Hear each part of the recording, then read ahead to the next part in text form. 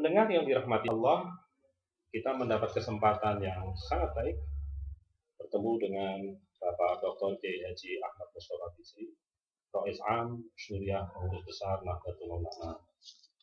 Kita akan berbincang-bincang mengenai beberapa topik tentang pergantian tahun, tentang pesantren Indonesia, dan juga tentang pentingnya menguatkan karakter kita sebagai warga bangsa dan warga Nahdlatul Ulama. Assalamualaikum warahmatullahi wabarakatuh. Bagaimana kabar Pak Kiai? Pendengar yang dirahmati Allah, Bapak Kiai Haji Ahmad Mustafa Bisri penerima penghargaan dari Majelis Sastra Asia Tenggara tahun 2000. Luar biasa. Apa makna penghargaan itu bagi Pak Kiai? Ya, apa namanya? Maknanya bahwa tulisannya orang pesantren itu dihargai juga. Dunia di luar itu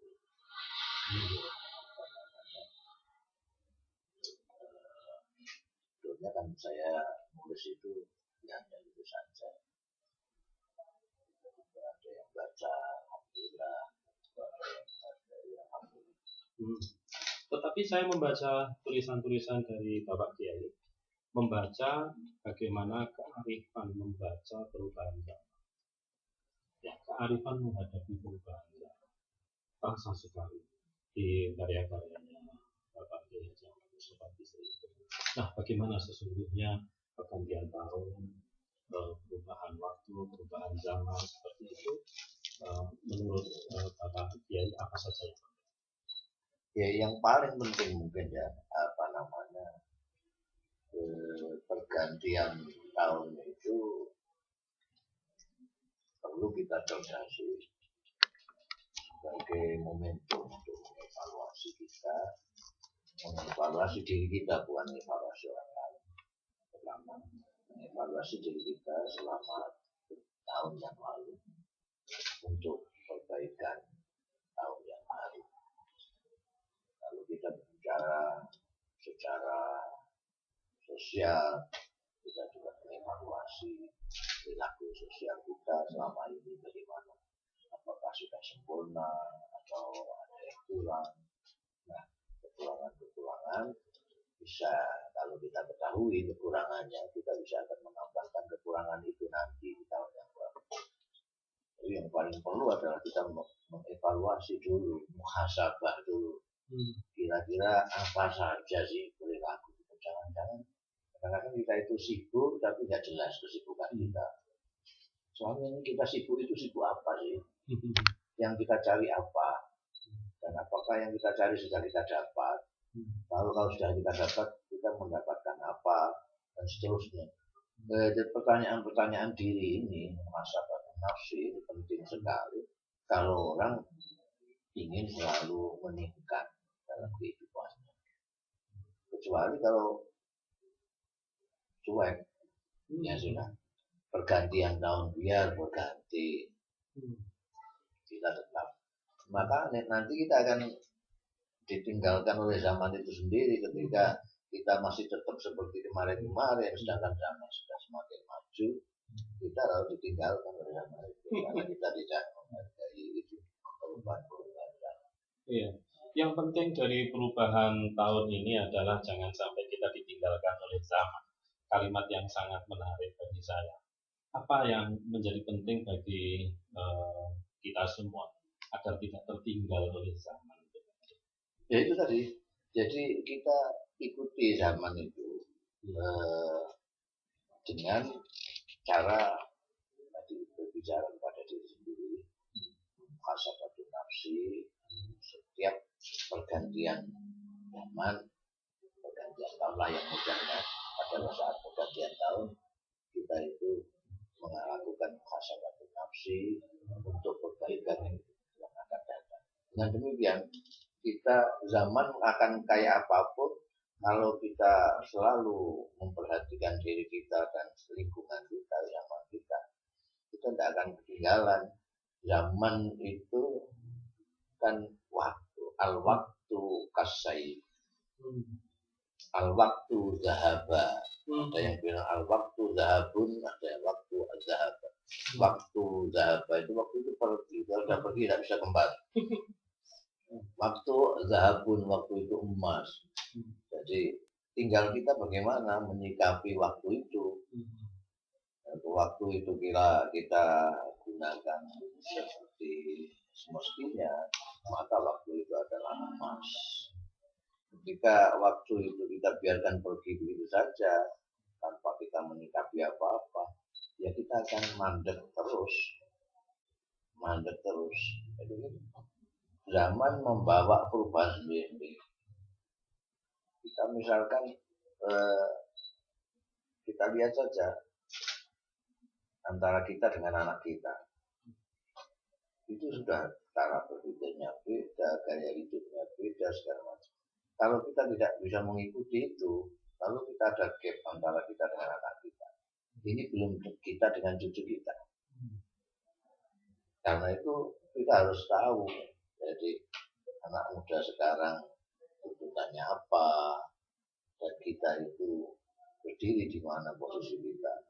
Apakah kita akan tetap mengawani anak kita berjalan ke depan, atau kita biarkan aja jalan sendiri, kita jalan sendiri.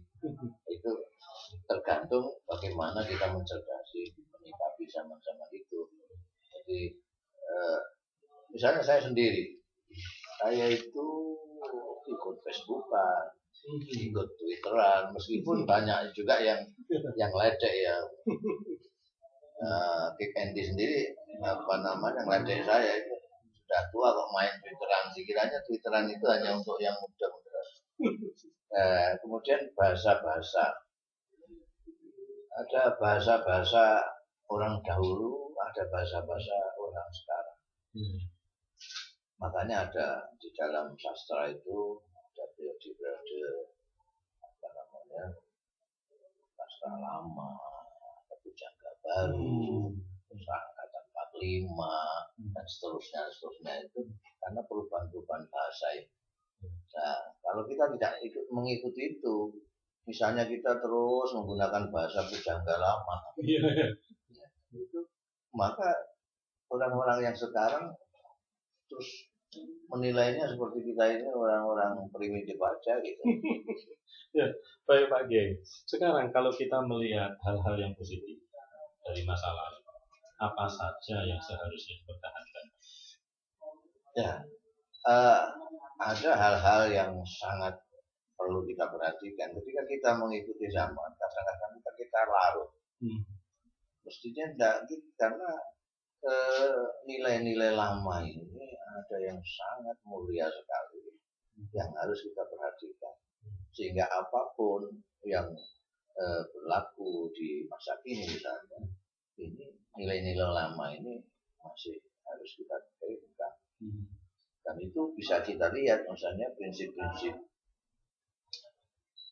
dalam melihat Tuhan, melihat manusia, melihat diri kita sebagai hamba dan sebagai khalifah Allah. Hal-hal itu, prinsip-prinsip seperti itu harus kita pegang terus dalam menghadapi zaman apapun. Jadi misalnya ini sudah modern sekali, jadi kita tidak perlu sebagai hamba terlalu menghamba kepada Tuhan. Itu tidak bisa, harus tetap menghamba dalam kondisi apapun. Kita meskipun sekarang orangnya macam-macam begini-begini, zaman menghendaki seperti ini, dan tetap harus melihat manusia itu sebagai manusia yang harus dihargai apapun bentuknya. Tapi itu banyak sekali nilai-nilai yang terutama yang kita dapatkan dari agama, dari kearifan budaya lokal. Itu hal-hal yang kita bisa lihat itu mana yang perlu kita pertahankan terus, mana yang memang sudah seharusnya tidak perlu diteruskan. Kalau memang hal itu tidak merupakan prinsip-prinsip mulia yang kita junjung utama. Jadi ada nilai-nilai lama yang harus kita pertahankan.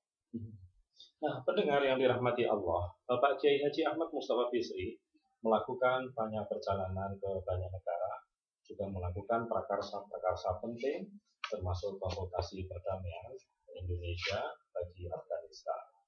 Nah, sekarang saya ingin sekali mendengar dari beliau, dan kita semua juga ingin mendengar dari beliau. Sesungguhnya posisi pesantren dalam perubahan zaman sampai dengan bentuknya yang sekarang mampu mempertahankan kearifan lama dalam hal apa saja, Pak Kiai? Ya, kalau kita bicara soal pesantren sebetulnya ada dua hal ya. Pertama adalah tantangan bagi pesantren itu sendiri. Kemudian kaitannya dengan yang saya sampaikan tadi. Jadi pesantren mempunyai nilai-nilai bawaan yang sebetulnya sangat luar biasa. Di sana misalnya ada kemandirian, ada tradisi ilmiah yang luar biasa bertanggung jawabannya.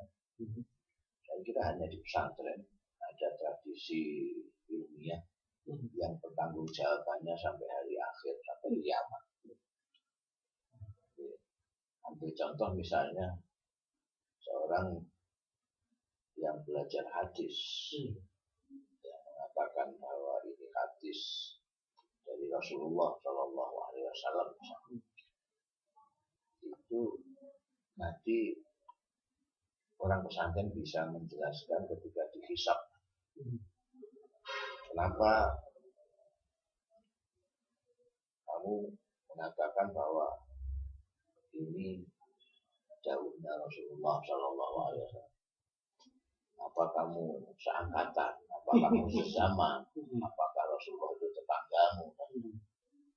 Sekarang kan banyak ustaz-ustaz yang begitu saja mengatakan Rasulullah bersabda, nama a'malu binniyat, seolah-olah dia dengar sendiri. Kalau ditanya, nanti ditanya karena kamu, karena man kadzdzaba alayya muta'ammidan falyatabawa maq'adahu minan nar, itu ancamannya Rasulullah sendiri. Bukan dari Rasulullah tapi disebut dari Rasulullah. Itu bahaya. Nah, kalau nanti kita ditanya dari mana, terus kita jawabnya ya saya dari majalah Hidayatullah misalnya. Oh, itu pertanggungjawaban terus putus. Itu sekarang masih terbit bangga itu majalahnya. Tapi kalau di pesantren itu nanti dia ditanya dari mana kamu? Saya dengar dari guru saya. Guru saya misalnya Kiai Adi Masuk dari mana? Terus itu nanti sampai sahabat, sampai Rasulullah SAW bisa dipertanggungjawabkan. Demikian pula kalau misalnya seorang kiai mengajar dia, itu dari mana? Dari guru saya ini, guru saya ini, guru saya ini, dari Imam Ghazali misalnya. Nah, Quran misalnya, Anda belajar kepada pembayaran Kiai Umar misalnya. Kiai Umar itu dari gurunya. Itu bacaan-bacaan yang bermacam-macam itu ada. Jalurnya semua sampai ke atas itu bertanggung jawaban. Kemudian di pesantren itu ada yang namanya tarbiyatus sulukiyah, pendidikan yang sejati. Itu adalah pemberian, bukan hanya pemberian nasihat-nasihat, tapi juga keteladanan. Anda perhatikan sekarang, kalau di sekolah-sekolah formal ya, menurut saya ada sekolah formal, kira-kira di mana pendidikannya? Meskipun kita sebut juga sebagai pendidikan formal. Kalau saya melihat itu pendidikan formal itu yang ada pendidikannya, ini menurut saya, kenapa? Itu hanya di TK, PAUD, TK itu ada pendidikannya. Begitu SD ke sana saya tidak melihat lagi gimana pendidikan. Kalau pesantren itu dari awal memang lembaga pendidikan, karena itu zaman dulu pengajarannya tentang informasinya itu tidak begitu penting seperti hanya pendidikannya. Ada dua hal yang kita rancukan selama ini antara pengajaran dan pendidikan. Padahal dalam bahasa Arab jelas itu kelihatan sekali bahwa pengajaran itu taklim, pendidikan itu tarbiyah. Pengajaran tidak menjamin perubahan sikap perilaku manusia. Yang menjamin perubahan perilaku adalah tarbiyah. Dan tarbiyah itu pengajaran kan hanya pemberian informasi. Kalau orang murid kita kasih informasi biologi, dia ngerti biologi. Kita kasih informasi sejarah, dia ngerti sejarah. Kita kasih informasi tentang Quran, dia tahu Quran.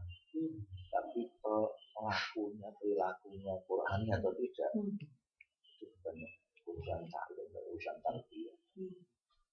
Karena itu di pesantren selalu ada ilmu manfaat, ilmu yang diamalkan, ya. Tidak hanya sekedar ilmu. Jadi tidak hanya sekedar ilmu. Pesantren zaman dahulu itu bukan mencetak ilmuwan-ilmuwan saja, tetapi diharapkan juga yang penting adalah menciptakan manusia-manusia berilmu yang saleh. Artinya saleh itu adalah ya mengamalkan ilmunya.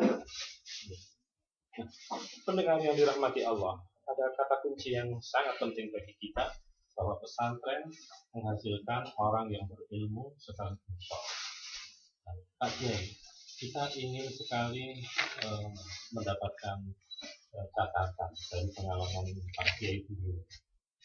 Bisa sedemikian banyak karya tulis, karya puisi, karya-karya keilmuan dari Pak Kiai.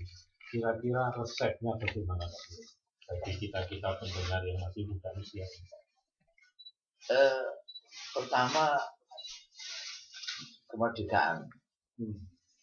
Dan alhamdulillah saya ditakdirkan Tuhan itu mempunyai guru-guru pesantren yang memberikan saya kemerdekaan. Asalkan prinsip-prinsip beliau kita laksanakan, lainnya bebas. Seperti Kiai Ali Maksum, ayah saya sendiri Kiai Bisi Mustafa, saya yang paling banyak dididik adalah Kiai Ali Maksum Rabia, dan ayah saya Kiai Bisi. Beliau itu mempunyai prinsip-prinsip yang harus saya laksanakan. Ini harus ditegakkan. Misalnya kewajiban kita kepada Tuhan, kemudian belajar, itu tidak boleh ditinggalkan sekarang. Selain itu dikasih kebebasan. Nah, alhamdulillahnya lagi di pesantren itu diajarkan di samping gramatika ada yang disebut balaghah. Sebetulnya balaghah itu adalah ilmu sastra sebetulnya. Ilmu sastra, balaghah, bacek, ma'ani, itu apa namanya ilmu-ilmu sastra.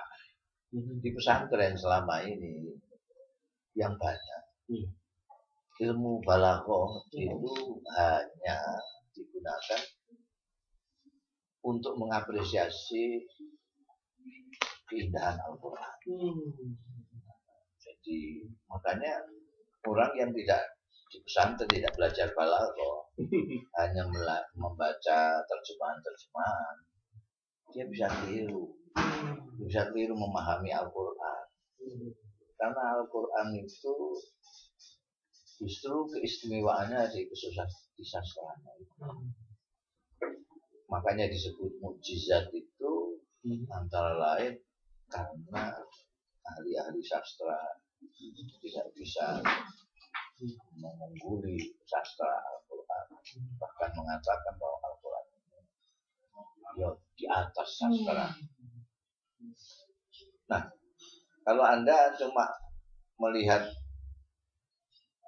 terjemahan Quran Departemen Agama misalnya, terus Anda mengira bahwa Anda sudah ngerti Quran karena Anda bahasa Indonesia, Anda akan kacau semua. Kalau dari lebih kacau lagi kalau Anda gunakan itu untuk fatwa. Karena di sana ada ilmu-ilmu di balaghah. Kembali kepada ilmu balaghah tadi. Banyak kiai-kiai yang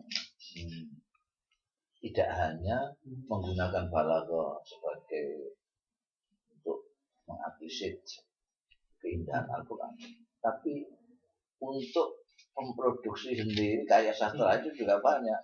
Cuma karena kiai-kiai itu lebih akrab dengan bahasa Arab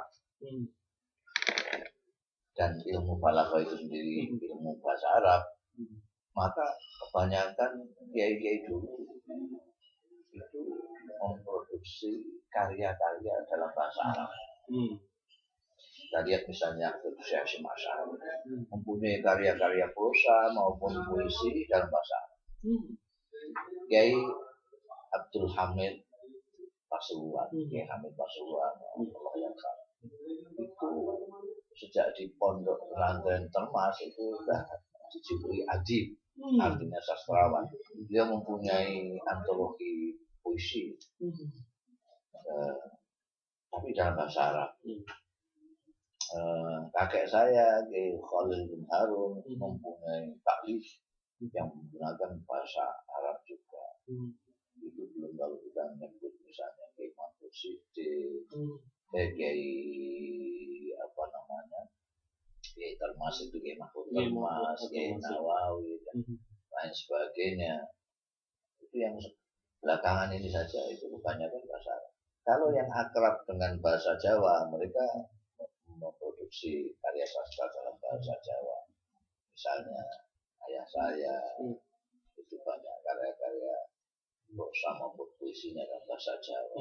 Kiai Ali Maksum itu mempunyai suatu karya atau puisi yang luar biasa bagusnya dalam bahasa Jawa. Nah, karena saya agak akrab dengan bahasa Indonesia, maka saya pun nulis dengan bahasa Indonesia. Jadi, itu dan itu saya lakukan sejak di pesantren. Memang dari sejak remaja saya itu bersaing dengan kakak saya, Allah yarham, Kiai Khalil. Jika Kiai Khalil itu kalau nulis kemudian dimuat di suatu terbitan koran atau apa, koran lokal, itu lalu digunting, ditempel itu, di kamar kami berdua di pondok. Itu untuk manas-manasi saya saja bahwa itu namanya dia termuat dalam Quran. Saya terpacu untuk melawan. Begitu tulisan saya dimuat, tulisan dia saya tempeli tulisan saya itu. Dia terpacu juga, dia akan tulis lagi gitu. Saling memberi. Kemudian ketika saya di Mesir, kemudian saya diajak dulu itu yang paling aktif di dalam kegiatan mahasiswa Indonesia di Mesir itu Gus Dur mengajak saya untuk bikin majalah HBPI, Himpunan Pemuda Pelajar Indonesia di Mesir. Itu majalah itu praktis kami berdua aja yang di sini. Apakah cari beritanya, yang ngetik, yang yang jilid, yang menyebarkan, itu kami berdua. Pertama Gus Dur interview sana sini, saya tulis. Kalau tidak ada yang narasumber yang nulis, Gus Dur nulis sendiri. Jadi dia berikan ke saya ini masih ada yang kosong-kosong, silakan isi. Di sana kadang-kadang saya isi dengan puisi, kadang-kadang saya kasih lukisan, ilustrasi, vignet dan sebagainya. Itu berlangsung terus sampai ketika sampai pulang itu ya seperti orang pesantren sendiri kan, pulang Kalau pesantren itu kan mau ngaji kitab, sekarang kan konsol penggawean kan enggak ada pelajarannya kecuali pesantren modern yang ada apa namanya khusus jahitnya, dan khusus imoni pedus segala macam. Waktu saya kan enggak. Jadi waktu berkeluarga langsung kawin itu kan mikirnya ini maisahnya apa, pekerjaannya apa. Yang tersirat di saya cuma orang tua saya, ayah saya itu maisahnya dari menulis. Saya harus menulis karena saya tidak punya kebiasaan yang lain. Mau jadi pegawai ya nggak bisa karena saya itu nggak punya ijazah. Karena ijazah SR yang sekarang SD itu hilang. Habis itu saya tidak pernah sekolah SMP, SMA, tidak pernah. Di pondok juga di Lirboyo, di Hidayah kelas 4 drop out, di Rabia kelas 1 Sanawiyah drop out. Terus takdir Tuhan itu memaksa saya untuk masuk Al-Azhar sampai saya punya ijazah Al-Azhar. Jadi mungkin tidak ada instansi yang bisa menerima ijazah cuma ijazah perguruan tinggi dong, tidak ada bawahannya itu. Itu di biro satu laulia ya. Sehingga satu-satunya harus nulis itu. Kalau dan itu saya tanyakan kepada paman saya yang kebetulan juga penulis, Mas Baik. Kalau saya menggunakan nulis sebagai maisha, bisa. Saya begitu. Bapak kamu juga. Maka saya jadi waktu saya pertama kali berkeluarga itu jangan sama sekali nyagelno tulisan. Saya dulu agak aktif itu nulisnya di Intisari. Bukan karena apa-apa, karena Intisari waktu itu adalah terbitan yang honornya paling tinggi. Jadi kalau gambarannya kalau Suara Merdeka dulu itu satu artikel itu 2.500. Itu di apa namanya di Intisari 7.500. Jadi kalau sampai saya punya anak kalau minta apa-apa ya saya suruh tunggu nanti kalau tulisan saya dimuat. Nah, sampai pada satu saat ayah saya yang penulis sudah jadi itu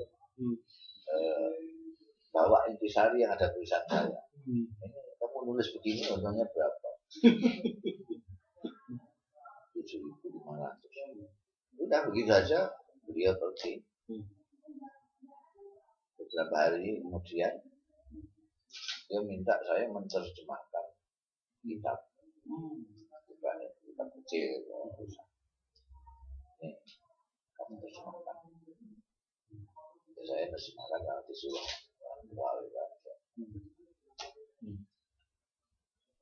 Setelah saya terjemahkan, kemudian enggak lama, kemudian sebulan kemudian saya dikasih uang kemarin saya 50.000.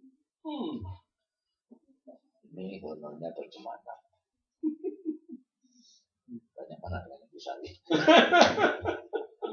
Sejak itu saya terus berusaha nulis sendiri ya, jadi maka terus mulai saya menerjemahkan kimia seadanya, Ghazali, banyak kemudian saya terus itu bikin bisa. Pendengar yang dirahmati Allah, ada dua hal yang sangat menarik dari pembelajaran di pesantren terkait dengan kemampuan menulis. Yang pertama adalah belajar dengan guru yang memiliki silsilah ilmu yang jelas sampai kepada pengarang buku, bahkan juga sampai kepada Rasulullah SAW. Yang kedua adalah mengasah kreativitas. Ketika tidak pantang untuk mencoba dan tidak menyerah ketika harus menjalani serangkaian uji coba menulis agar kita menjadi orang-orang yang kreatif. Bapak Kiai Haji Ahmad Mustofa Bisri, penerima anugerah Doktor atau gelar Doktor Honoris Causa dari Universitas Islam Negeri Sunan Kalijaga Yogyakarta untuk bidang kebudayaan Islam. Sungguh sangat menarik berbincang-bincang dengan Bapak Kiai Haji Ahmad Mustofa Bisri.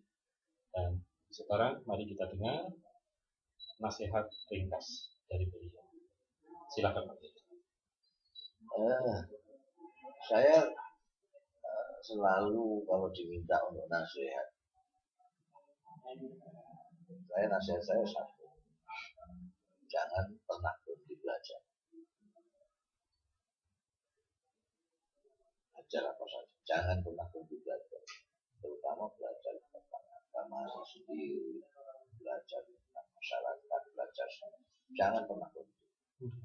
Boleh berhenti sekolah, tapi jangan berhenti belajar. Sebab apa? Sebab terbukti di dalam masyarakat itu yang banyak bikin masalah itu orang yang berhenti belajar. Terutama yang berhenti belajar karena merasa sudah pandai, lalu berfatwa, lalu menyalahkan orang, segala macam. Kalau mereka ini kok mau rendah hati, mau terus belajar, insya Allah itu tidak bisa.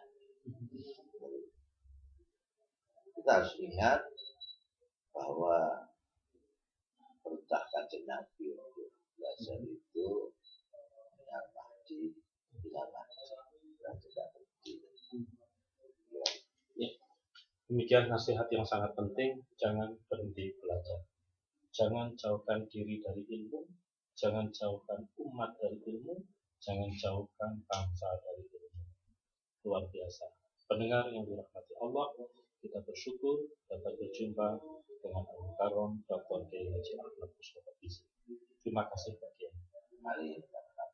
Assalamualaikum warahmatullahi wabarakatuh. Waalaikumsalam warahmatullahi wabarakatuh.